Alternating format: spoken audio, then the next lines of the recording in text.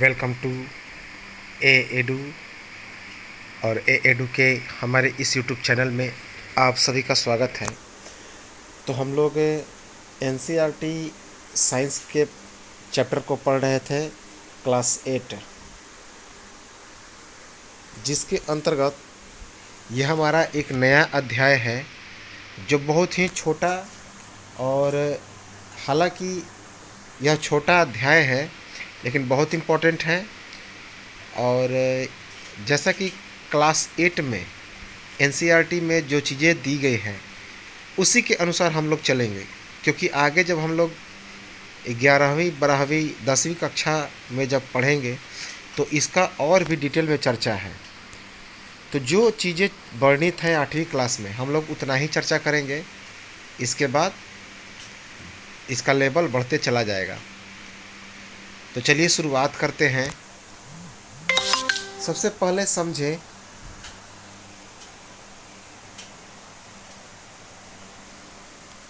तो चलिए शुरुआत करते हैं इस नए अध्याय को, जिसका नाम है मेटल एंड नॉन मेटल, अर्थात धातु और अधातु।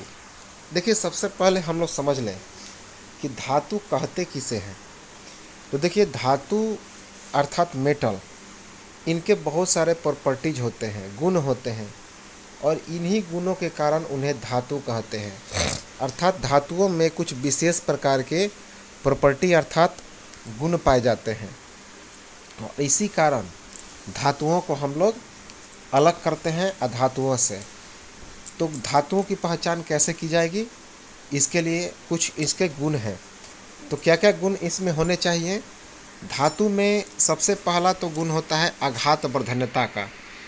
देखिए, एक एक चीज़ हम लोग समझ लेंगे, हालांकि आगे जब हम लोग कक्षा में पढ़ेंगे तो बहुत ज़्यादा डिटेल में पढ़ेंगे, लेकिन इसमें जो जो चीज़ दिया है पहले उसको हम लोग इस क्लास के अनुसार समझेंगे। सबसे पहला गुण है आघात वर्धन्यता। हम लोग समझने का भी प्रयास करेंगे। अंग्रेजी में इसे बोलते हैं मेलियाबिलिटी।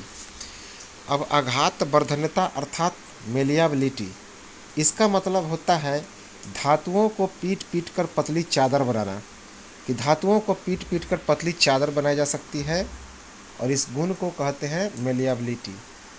दूसरा है तन्यता।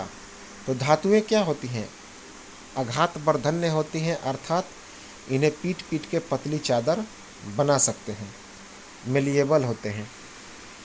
दूसरा है डक्टिलिटी अर्थात तन्यता। तन्यता का मतलब होता है डक्टिलिटी, की धातुओं को पीट पीट कर पतली तार बना सकते हैं, हथौड़ा से पीट पीट कर पतली तार बना सकते हैं। उसके बाद धातुई आवाज़। धातुओं में एक विशेष प्रकार की साउंड होती है, तन झन का साउंड होता है, जिसे सोनोरस कहते हैं, अर्थात उनमें सोनोरिटी का गुण पाया जाता है। धातुई आवाज़।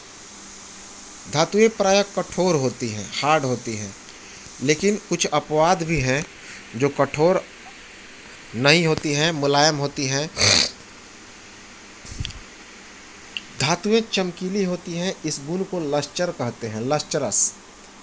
तो लस्टरस का गुण पाया जाता है धातुओं में, लेकिन सभी धातुओं में ऐसा नहीं होता है, लेकिन जनरली ये चमक होती है, जैसे सोना चांदी में चमक होता है। ये विद्युत के अच्छे चालक होते हैं, इनसे बिजली का प्रवाह होता है। इसी कारण जितने सारे इलेक्ट्रिकल एप्लियंसेज हैं, विद्युतीय संयंत्र हैं, वे सभी धातुओं के बनाए जाते हैं, चाहे वो तांबा हो, एल्युमिनियम हो, लोहा हो, इन सभी के बनाए जाते हैं। ये ऊष्मा के सुचालक होते हैं, विद्युत के और ऊष्मा दोनों के सुचालक होते हैं, गुड कंडक्टर ऑफ हीट और गुड कंडक्टर ऑफ इलेक्ट्रिसिटी। इसी कारण जो बर्तन वगैरह हैं वे किसके बनाए जाते हैं, धातुओं के बनाए जाते हैं। तो चीज़ें समझ में आ गई। धातु किसे कहेंगे, जिनमें ये सभी गुण मौजूद हो, आघात वर्धन्यता, तन्यता, धातुई आवाज़। अब देखिए, इसी धातुई आवाज़ के कारण धातुओं की जो घंटी होती है, चाहे साइकिल की घंटी हो या फिर दरवाजे की घंटी हो, डोरबेल, ये सभी धातु के बनाए जाते हैं। ये कठोर होते हैं, अगर कठोर नहीं होते हैं तो धातुओं के पुल, गेट, ये सब बनाई नहीं जाती। इसी कारण धातुओं का गेट, पुल, ये सब बनाया जाता है, क्योंकि ये कठोर होते हैं, चमकीले होते हैं। इसी कारण इनका ज्वेलरी इंडस्ट्री में इस्तेमाल होता है, आभूषण बनाया जाता है, जैसे सोना, चांदी। अब उदाहरण तो लगभग सभी लोग जानते होंगे, तांबा, लोहा, एल्युमिनियम, कैल्शियम, मैग्नीशियम, ये सभी क्या हैं? तो धातु हैं। मैग्नीशियम मुलायम धातु है, याद रखेंगे, उसे चाकू से काट सकते हैं। तो अभी हमने बता दिया आघात वर्धनता क्या है, मेलिएबिलिटी, धातुओं को पीट पीट कर पतली चादर बनाना, धातुओं को पीट पीट कर पतली चादर बनाना, यह गुण कहलाता है मेलिएबिलिटी। और यदि बात की जाए कि सबसे मेलिएबल मेटल कौन है, तो सोना है, गोल्ड है। सबसे आघात वर्धन्य धातु कौन है? सोना है। और तन्यता, अभी हमने बताया कि धातुओं को पीट पीट कर पतली तार बनाई जा सकती है, और इस गुण को क्या कहा जाता है? डक्टिलिटी यानी कि तन्यता कहा जाता है। और सबसे यदि डक्टाइल मेटल की बात की जाए तो वह है सोना। सोना अर्थात गोल्ड। देखिए 2 सेंटीमीटर यदि सोना है तो 2 किलोमीटर तक उसका हम लोग लंबा तार बना सकते हैं। सोचिए कितना पतला। ठीक है, ये तो था धातुओं का गुण। अब अधातुओं का गुण। देखिए धातुओं के गुण से अधातुओं का गुण बिल्कुल उल्टा होता है। जो धातुओं का गुण है उनका उल्टा हो गया अधातुओं का गुण। Properties of non metal. Non metal जो मेटल नहीं हो, सबसे पहले ये आघात वर्धन नहीं होते हैं, अर्थात ये मेलिएबल नहीं होते हैं, ये तन्य नहीं होते हैं, अर्थात डक्टाइल नहीं होते हैं, ये ब्रिटल होते हैं, अर्थात धूसर होते हैं, पीटने पे चूर चूर हो जाते हैं। ये हथौड़े की हल्की चोट से ही क्या हो जाते हैं? चूर चूर हो जाते हैं। कुछ इसमें अपवाद हैं। ये ऊष्मा और विद्युत के सुचालक कुचालक होते हैं। जिस प्रकार धातु क्या थे?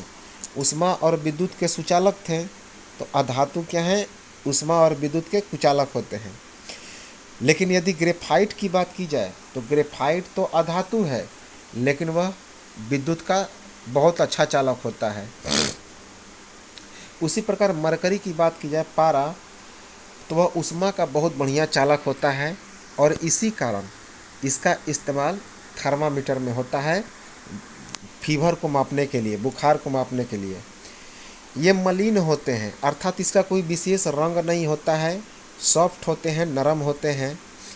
अब देखिए जैसे कि ये कठोर तो नहीं होते हैं, लेकिन हीरा जो होता है डायमंड, ये अधातु है, और वर्ल्ड का सबसे यदि कठोरतम पदार्थ है तो वह हीरा है, अधातु होते हुए भी। तो ये सभी एक्सेप्शनल हैं, अपवाद हैं। जनरली जितने सारे अधातु होते हैं गैस होते हैं, लेकिन जो ब्रोमीन होता है, ब्रोमीन क्या होता है? अधातु होता है, जो लिक्विड अवस्था में पाया जाता है, लिक्विड अवस्था में। अब मरकरी जो होता है वो धातु है, लेकिन लिक्विड अवस्था में पाया जाता है, द्रव की अवस्था में। ठीक है। सोडियम और पोटासियम मुलायम धातु हैं, जिन्हें चाकू से काटा जा सकता है। मैग्नीशियम भी मुलायम है। अब ये बात की जाए धातुओं का उदाहरण, तो कोयला है, सल्फर है, कोयला और सल्फर, बहुत सारे ऐसे उदाहरण हैं। अब ये तो था हमारा, इसे भौतिक प्रॉपर्टी कहा जाता है, फिजिकल प्रॉपर्टी। अब कुछ तो देखिए एनसीईआरटी 8वीं क्लास में इतना ही दिया गया है, तो इतना ही जानकारी रखेंगे। इसके बाद इसको आगे डिटेल में आगे कक्षा में देखेंगे। अब धातुओं का ऑक्सीजन से अभिक्रिया, अब हम लोग रासायनिक गुण देखते हैं, केमिकल प्रॉपर्टीज देखते हैं। Reaction of metals with oxygen. धातुओं का ऑक्सीजन से अभिक्रिया होता है तो क्या होता है? तो सबसे पहले ये धात्विक ऑक्साइड का निर्माण करते हैं। जब धातु ऑक्सीजन से अभिक्रिया करते हैं तो धात्विक ऑक्साइड का निर्माण होता है, और इसकी जो प्रकृति होती है वो क्षारीय होती है। तो बहुत इंपॉर्टेंट है, एग्जाम में यहाँ से प्रश्न पूछे जाते हैं कि धातुओं के ऑक्साइड क्षारीय और अधातुओं के ऑक्साइड अम्लीय। अर्थात जैसे NO2 है, सोडियम नाइट्रोजन डाइऑक्साइड है। अब ये नाइट्रोजन ऑक्साइड जो है NO2, यह अम्लीय नहीं है, क्षारीय है, क्योंकि नाइट्रोजन क्या है? नाइट्रोजन जो है वो एक अधातु है, सॉरी ये अधातु है। जैसे अगर मान लिया जाए कि Na2 Na2O, यह NO ये अधातु है। Na2O का मतलब क्या हो गया? Sodium oxide. तो सोडियम ऑक्साइड की प्रकृति कैसी होगी? क्षारीय होगी। याद रखेंगे, क्षारीय। ये उदाहरण गलत है, इसे काट लेंगे। ये अधातु का उदाहरण हो गया। यहाँ पे Na2O होगा, जिसको हम लोग कहते हैं सोडियम ऑक्साइड।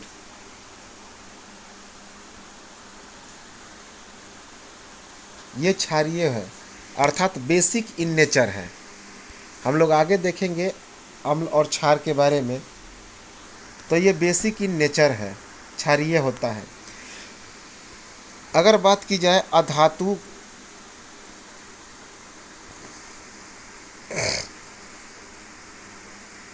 की,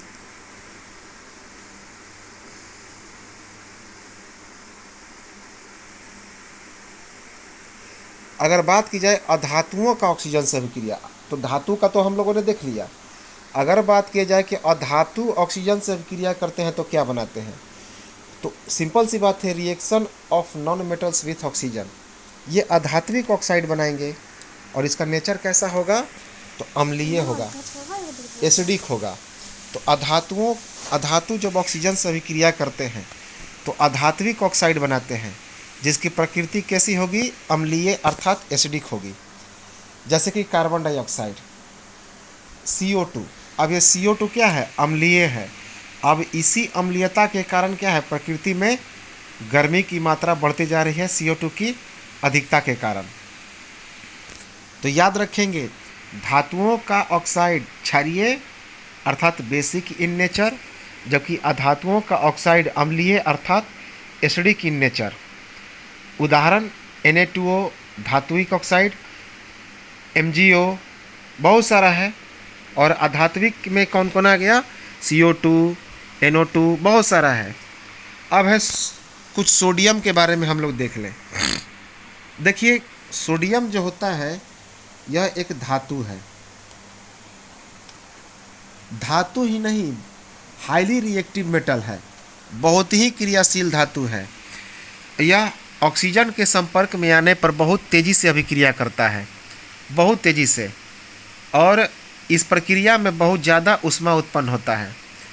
इसी कारण चूँकि यह बहुत तेज़ी से अभिक्रिया करता है, हाईली रिएक्टिव होता है, इसी कारण इसे मिट्टी के तेल में रखते हैं। सोडियम को खुली हवा में छोड़ देने पर यह ऑक्सीजन से बहुत ही तेज़ी से अभिक्रिया करता है, साथ ही साथ पानी के साथ भी बहुत तेज़ी से अभिक्रिया करता है। इसी कारण और अभिक्रिया में बहुत ज़्यादा ऊष्मा उत्पन्न करता है। इसी कारण इसे मिट्टी के तेल में रखते हैं। देखिए, दो तरह की अभिक्रिया होता है। एक जिसमें अभिक्रिया के बाद ऊष्मा उत्पन्न होता है, उसको बोलते हैं ऊष्माक्षेपी, और जिसमें अभिक्रिया होने के लिए ऊष्मा की ज़रूरत होती है उसको बोलते हैं ऊष्माशोषी। तो यह जो सोडियम होता है इसमें ऊष्माक्षेपी अभिक्रिया होती है, क्योंकि यह बहुत क्रियाशील धातु है और ऑक्सीजन और पानी के साथ बहुत ही तेज़ी से अभिक्रिया करता है।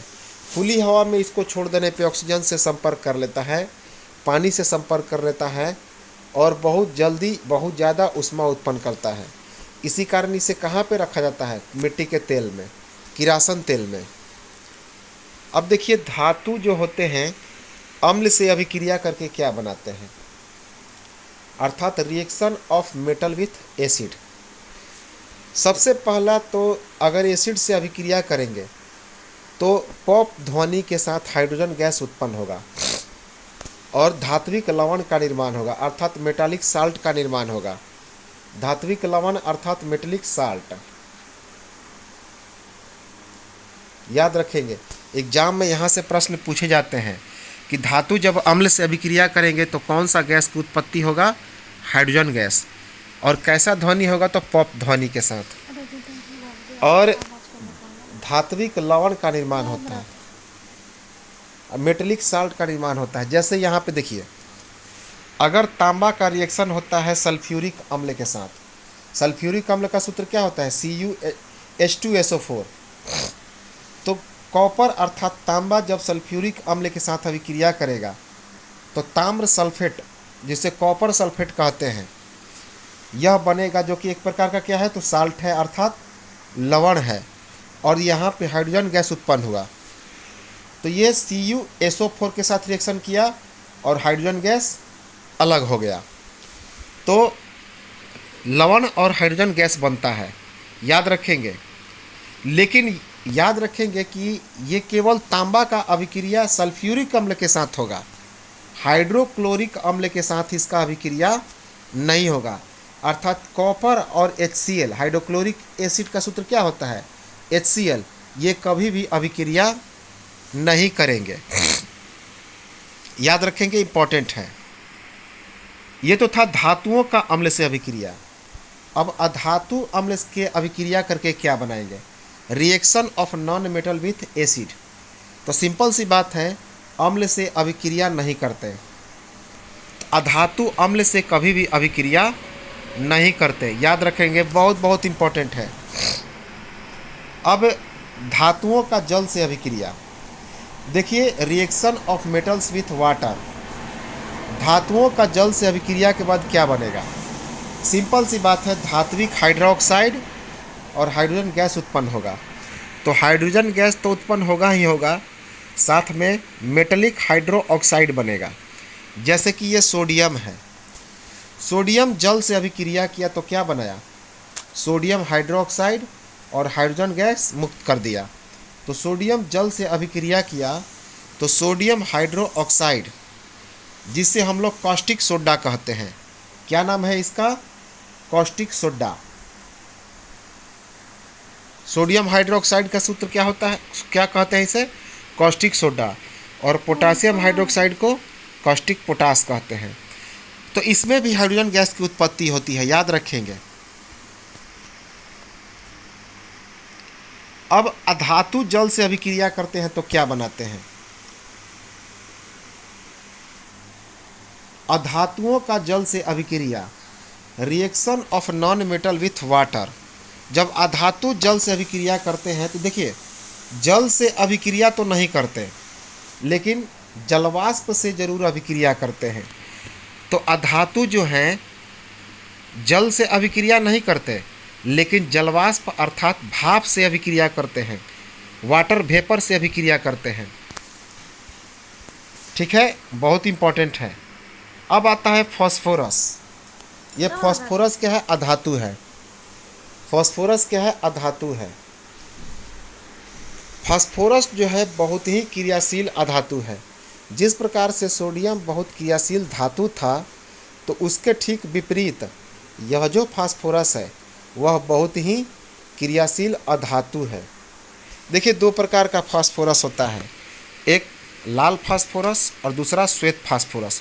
श्वेत फास्फोरस जो होता है बहुत ही विस्फोटक होता है, इसीलिए उसका बारूद बनाने में इस्तेमाल होता है, विस्फोटक बनाने में इस्तेमाल होता है। लेकिन जो लाल फास्फोरस होता है उसमें उसका इस्तेमाल बारूद बनाने में तो होता है, लेकिन उसमें बाहर से चिंगारी देना पड़ता है। इसी कारण इसका इस्तेमाल दिया सलाई अर्थात माचिस में होता है, सलाई बनाने में। तो यह बहुत ही क्रियाशील अधातु है। ऑक्सीजन के साथ संपर्क में आने पर यह बहुत ही जल्दी विस्फोट कर लेता है। इसी कारण इसे कहाँ पे संग्रह किया जाता है, वाटर में अर्थात पानी में। तो नोट करेंगे, सोडियम को कहाँ पे रखा जाता है, केरोसिन के तेल में, मिट्टी के तेल में, और फास्फोरस को पानी में, क्योंकि दोनों बहुत ही अभिक्रियाशील हैं।